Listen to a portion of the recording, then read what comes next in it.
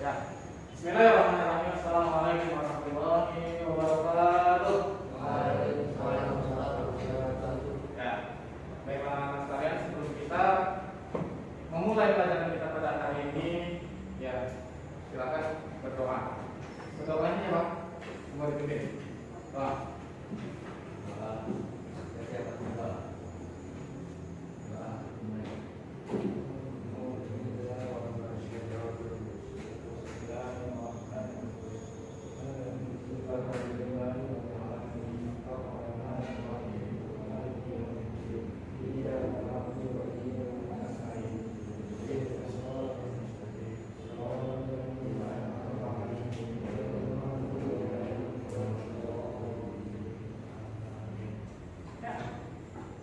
Baiklah anak sekalian, pada hari ini kita akan belajar bersama-sama yaitu pada mata pelajaran Al-Quran.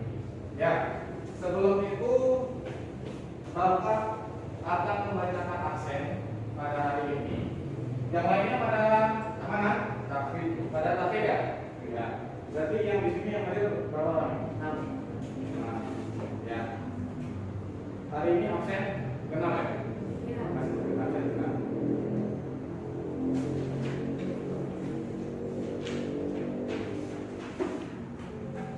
Alia Zahra Wismayana.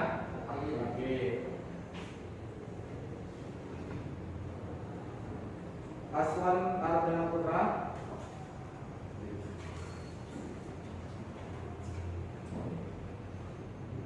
Selanjutnya Aisyah Zakira. Oke. Selanjutnya Zuhratun Nafisa.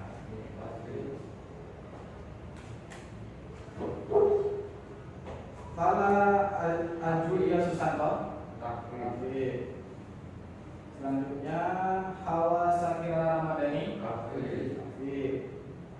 Selanjutnya Ja'far Maulana. Apa? Oh iya, Karim. Dafa Zaidan. Selanjutnya Fahim Al-Muwimi. Selanjutnya Fihdan Firdausa. Rama Aunil Faas. Rama Aunil Faas. Selanjutnya Alvin Naharul Falak. Selanjutnya Nabila Fasyar. Selanjutnya Rahmadian Nur Hamidah. Salsa Dafa. Oke. Sini berapa orang ya? Yang lain berarti oke. Ya. Baiklah anak sekalian, pada hari ini ya sebelum kita memulai ya, perkenalkan nama Bapak Miftahur Rahman. Ya, coba ingat Miftahur Rahman, Bapak mahasiswa PPL dari Universitas Islam Malang. Pada hari ini kita akan bersama-sama belajar di kelas MIPA MIPA. Di kelas apa? Agama 1 ini. Ya. Pada pertemuan yang lalu ya, kelas agama 10 agama ini pelajarannya sudah sampai mana? Sudah sampai penurunan Al-Quran. Belum pernah pertemuan ya? Di online? Oh iya, bab 2 ya. Ya. Sebelum kita memulai pelajaran kita pada hari ini, ya, Bapak mempunyai beberapa pertanyaan tentang materi kita pada pertemuan yang lalu, yaitu tentang pengertian Al-Quran dan sejarah penurunan Al-Quran. Ya, pertanyaan yang pertama, berapa lamakah Al-Quran itu diturunkan? Berapa lamakah Al-Quran itu diturunkan? Ya, kamu jawab. 13 tahun. 13 tahun. Berapa lama Al-Quran itu diturunkan? Berapa lama? 22 tahun.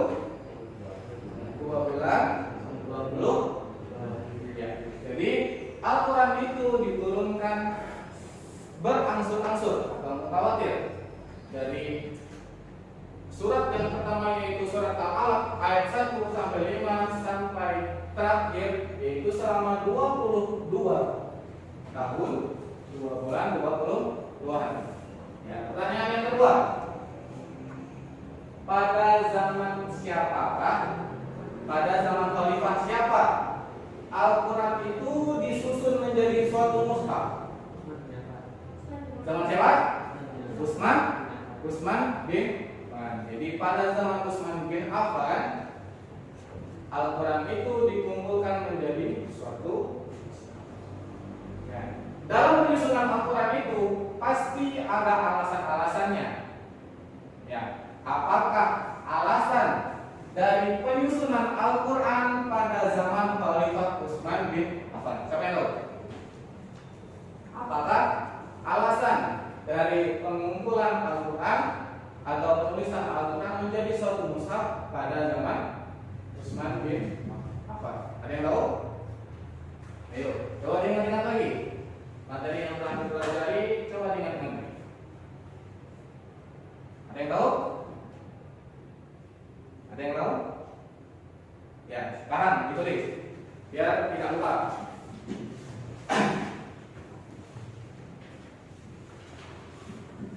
Alasan dari penulisan dan pengumpulan Al-Quran menjadi suatu mushaf pada zaman Khalifah Utsman bin Affan itu, ya, alasan yang pertama, memudahkan umat Muslim atau umat Islam di seluruh dunia untuk membaca Al-Quran. Memudahkan kita sebagai umat Muslim untuk membaca Al-Quran. Itu alasan yang pertama. Alasan yang kedua, ya, agar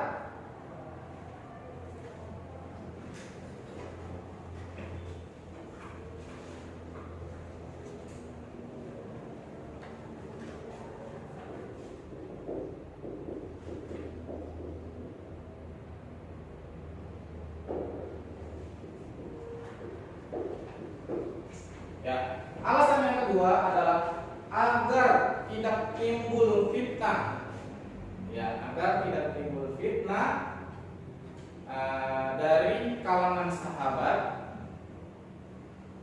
Ya, di sini tuh penulisannya kayak gini. Pada zaman sahabat dulu, ya, pada zaman sahabat dulu itu sahabat ini menuliskan Al-Quran di kertas ini. Sahabat ini menuliskan Al-Quran di kertas ini.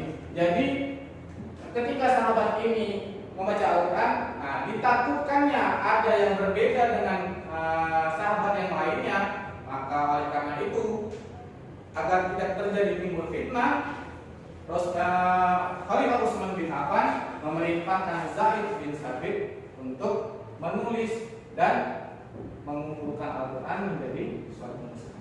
Inilah alasan kenapa Al-Quran itu sampai sekarang diturunkan terus dikumpulkan menjadi suatu mushaf. Yang pertama adalah agar memudahkan kita sebagai umat Muslim untuk membacanya. Ya kan nggak enak ya ketika kita membeli Al-Quran, kita beli setengah di sini, setengah di sini, setengah di sini. Jadi kan nggak enak ya. Makanya untuk memudahkan kita sebagai umat Muslim dalam membaca Al-Quran, ya, Utsman bin Affan memerintahkan Zaid bin Sabit untuk apa? Untuk menulis dan mengumpulkan Al-Quran menjadi suatu. Ya. Pada hari ini, pada pelajaran hari ini, kita akan mempelajari yang namanya keautentikan Al-Quran. Keautentikan Al-Quran.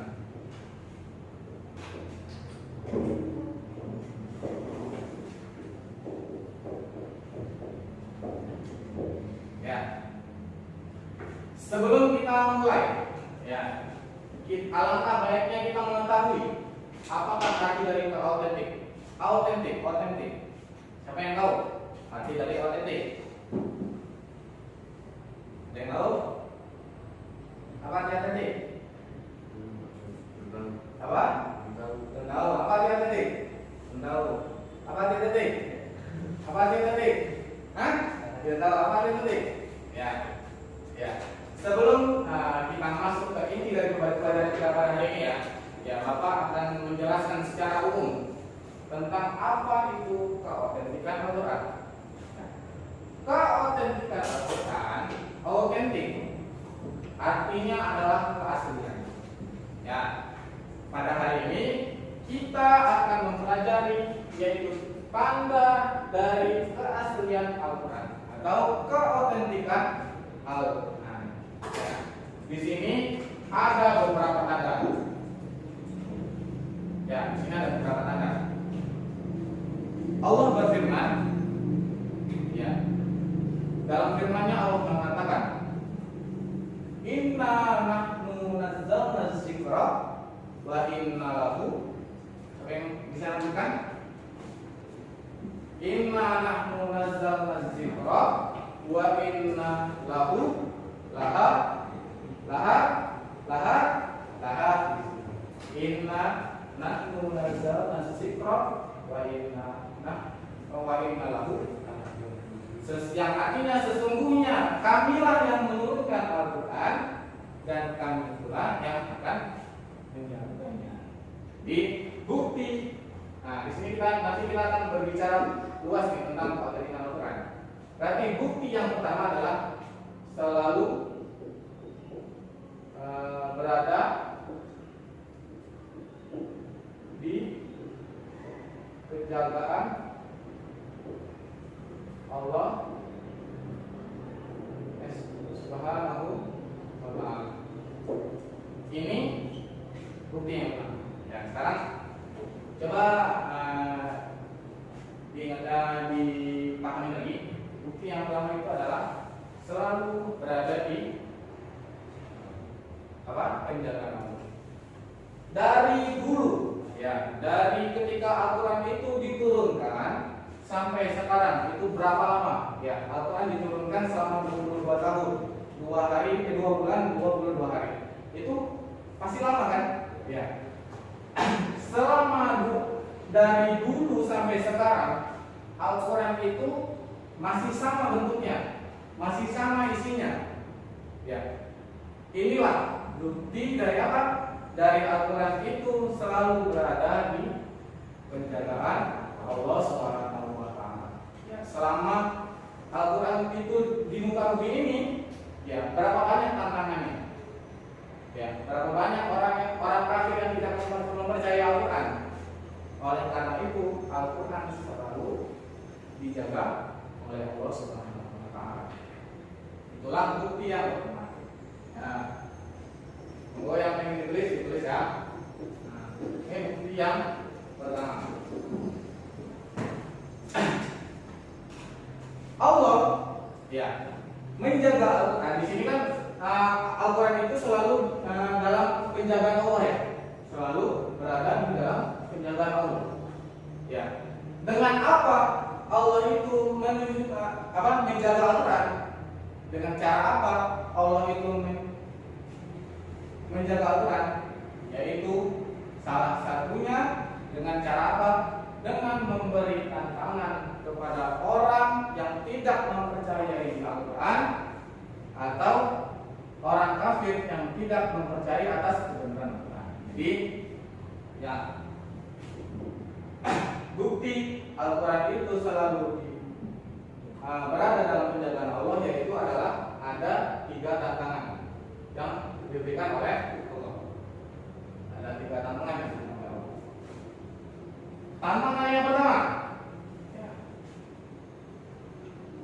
tantangan yang pertama yang diberikan oleh Allah Subhanahu wa ta'ala kepada orang yang tidak mempercayai Al-Quran adalah Allah menantang bagi siapa yang tidak percaya atau meragukan Al-Quran untuk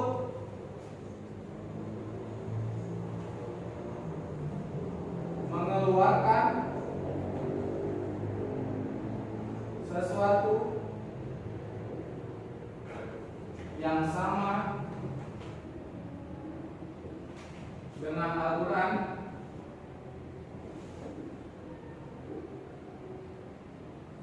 secara keseluruhan.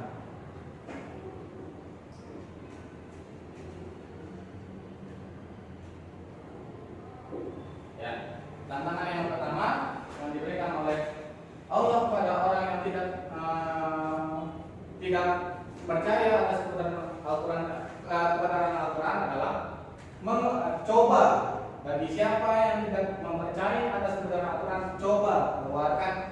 suatu hal yang menyerupai Al-Quran secara keseluruhan. Ya, sampai sekarang pun tidak ada yang bisa. Ya, tantangan yang kedua. Tantangan yang kedua yang diberikan oleh Allah Subhanahu wa taala kepada orang yang tidak percaya atas kebenaran Al-Quran adalah mengeluarkan 10 surat yang menyerupai Al-Quran.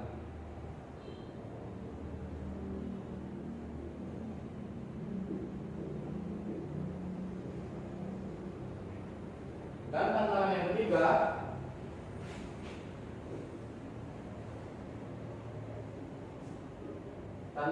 ketiga adalah mengeluarkan 1 surat yang menyerupai Al-Quran. Ya, inilah tantangan-tantangan yang diberikan oleh Allah Subhanahu wa taala bagi siapa yang tidak mempercayai yang namanya, ya. Sampai sini paham atas penjelasannya? Paham? Ya. Bukti yang pertama keaslian Al-Quran itu adalah selalu dalam penjagaan Allah. Ya. Allah menjaga Al-Quran dengan apa? Dengan memberikan tantangan kepada orang yang tidak mempercayai, orang yang ragu akan kebenaran Al-Quran dengan tantangan ini. Ya, ada 3 tantangan. Yang pertama, mengeluarkan suatu hal yang sama dengan Al-Quran secara keseluruhan. Yang kedua, 10 surat yang menyerupai Al-Quran. Yang ketiga, mengeluarkan 1 surat yang menyerupai Al-Quran. Jangankan keseluruhan, 10 surat pun, 1 surat pun sampai sekarang tidak ada yang mampu mengeluarkan atau meriwayatkan atau membuat suatu hal yang menyerupai Al-Quran. Itulah bukti bahwa Al-Quran ini adalah mukjizat yang selalu berada di penjagaan Allah. Seperti firman yang tadi, inna nahnu nazzalna dzikra wa inna lahu lahafizun. Inna nahnu nazzalna dzikra wa inna lahu lahafizun. Ya, inilah bukti dari yang namanya keautentikan Quran yang pertama, selalu berada di Al-Quran sampai sekarang itu selalu dijaga agar tidak dirubah, agar tidak disalahgunakan. Makanya Al-Quran itu selalu berada di dalam penjagaan Allah, seperti firman Allah, inna nahnu nazzalna Al-Quran, inna nahnu nazzalna dzikra wa inna lahu lahafizun. Sesungguhnya kamilah yang menurunkan Al-Quran dan kami pula yang akan menjaganya. Ya, sampai di sini paham? Sampai di sini paham? Sampai di sini paham? Sampai di sini paham? Ya, ya. Sebelum kita lanjut ke bukti yang kedua, ya, agar kita lebih paham, agar Bapak tahu mengetahui kalian telah paham atau tidak, Bapak akan bertanya pada kalian. Kamu siapa namanya? Hah? Siapa? Alfit. Apakah arti dari keautentikan? Autentik. Apa? Keaslian. Jadi autentik itu adalah keaslian. Dan pertanyaan yang kedua nih, sebelum kita lanjut ke materi yang lebih lanjut, apa bukti bahwa Al-Quran itu adalah suatu hal yang autentik, atau bukti dari keaslian Al-Quran itu? Apa? Di awal cetak, setelah dikumpulkan sampai sekarang apa? Sampai sekarang bukti Al-Quran berada di dalam penjagaan Allah Subhanahu wa taala. Jadi ya selama Al-Quran itu diturunkan ke bumi ya, sampai sekarang kita masih dapat membaca Al-Quran, ya membaca Al-Quran dari awal dari surat Al-Fatihah sampai surat yang terakhir itu masih urut, masih tidak ada yang keluar. Itulah tanda bahwa Al-Quran itu selalu berada di dalam penjagaan Allah Subhanahu wa taala. Itu bukti yang pertama nih. Ya, di sini paham? Paham? Paham. Ya, yang belum ditulis belum ditulis agar ilmunya itu agar pelajaran kita pada hari itu tidak masuk kuping kanan keluar kuping kiri. Ya, silakan ditulis kalau yang mau ditulis. Sebelum kita lanjut materi yang selanjutnya. Ingat tuh.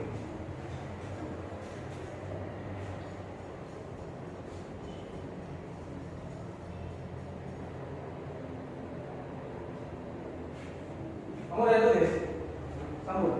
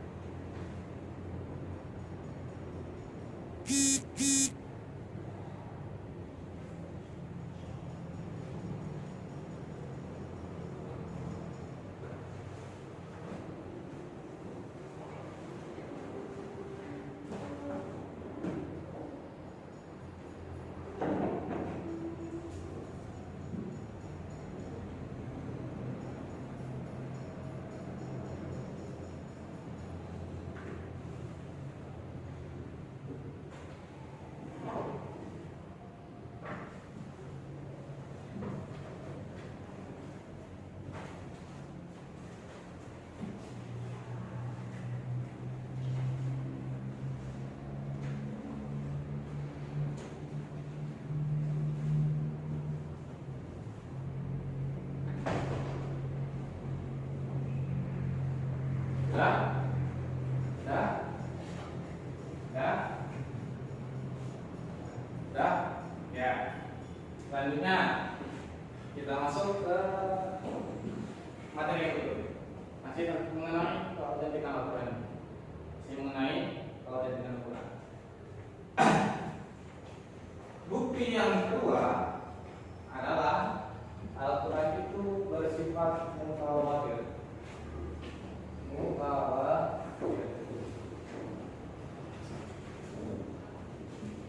Apa yang tahu arti mutawatir? Apa? Apa? Perang Samsul. Siapa yang tahu lagi? Selain kata perang Samsul.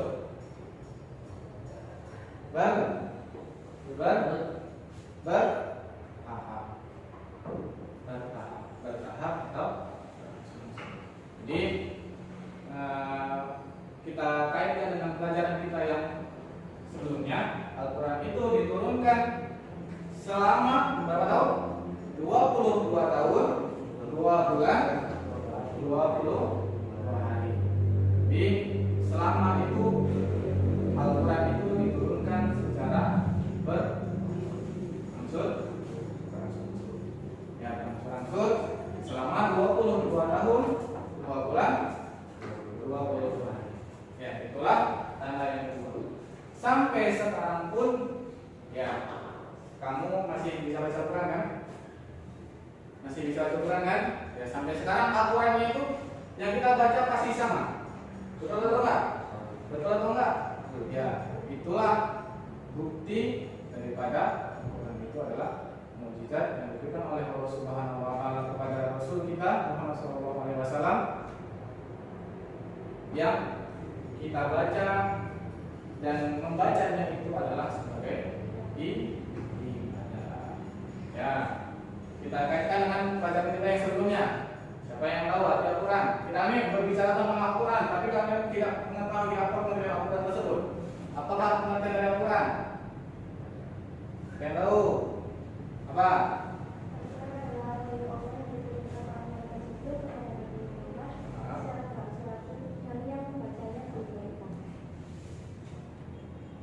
Ya bisa, tapi masih ada yang kurang. Diawali dengan suratul Fatihah wal mahfuz langsung dan ditutup dengan surat An-Nas. Ya. Jadi pengertian dari Al-Quran tadi adalah wahyu Allah yang diturunkan melalui perantara Jibril kepada Nabi kita Muhammad SAW secara berangsur-angsur. Setelah itu membacanya adalah ibadah, dituliskan dalam suatu mushaf dan dimulai dengan surat Al-Fatihah dan ditutup dengan surat An-Nas. Ya. Itulah materi kita pada hari ini. Kita mengautentikan Al-Quran. Ya. Sekarang paham? Paham ini yang anak-anak yang lain masuknya kapan lagi? Hah? Enggak, yang itu, yang apa? Yang tahfidz. Ini sampai jam berapa tahfidznya? Sampai sholat zuhur. Berarti nanti selama pelajaran kita ini yang apa? Anak tahfidz nggak masuk kan? Ini cuma 6 orang ini. Oh iya, apa? Ya sampai sini paham benar Pak? Pak? Ya yang belum tulis mau tulis. Gitu.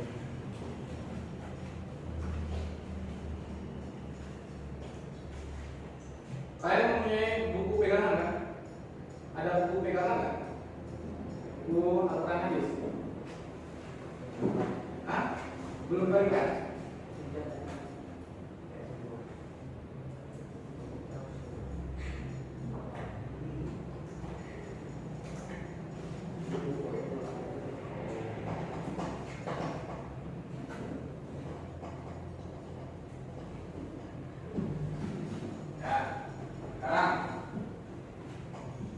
Karena Bapak telah menjelaskan materi ya.